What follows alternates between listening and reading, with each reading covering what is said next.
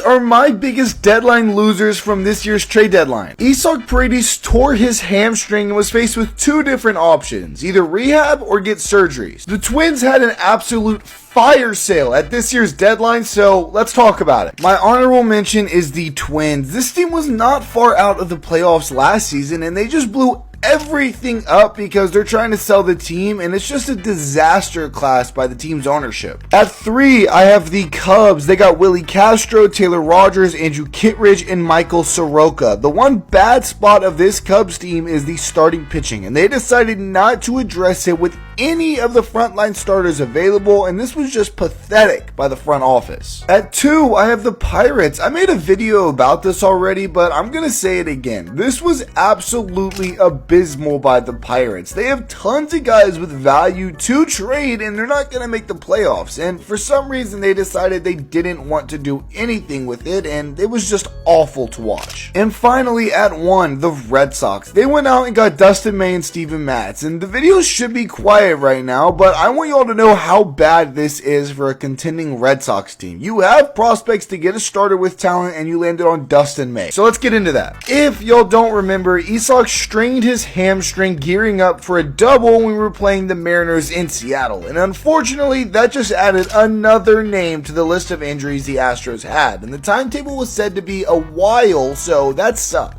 But with this injury, Isaac was told he had to choose between rehabbing and potentially coming back this same season or getting surgery that has a 6-month recovery. Isaac decided not to get surgery and is going to rehab and try to come back this season. And honestly, I don't know how to feel about it. Part of me wants him to just heal right. Surgery or not, I want him to get back to playing like he was and just be ready to play when he's healed and healthy, whatever time that is. We did replace him at third with Correa though, so he should know that he has time to heal and come back and just do all the regular stuff that he needs to do to get healthy again. They traded a total of 12 players at the deadline. Willie Castro, Carlos Correa, Joan Duran, Griffin Jacks, Chris Paddock, just to name a few, and that was honestly just half of the names they traded, which is kind of crazy to think about in general. The Twins weren't even having a bad season. If they had a good deadline, there's a chance they could be sneaking into the wild card race right now, but since their ownership is terrible, they decided selling off a perfectly capable, competitive team was the right move. Anyways, they did revamp the farm system with lots of good young players, so here's to 2029, I guess. Unfortunately, Twins fans, it's going to be a very long time before you see this team competing again, and Joe Ryan will be traded this offseason too, so it's going to be a rough couple of years. But I want to know from y'all, what did y'all think of this Twins deadline? Let me know, alright?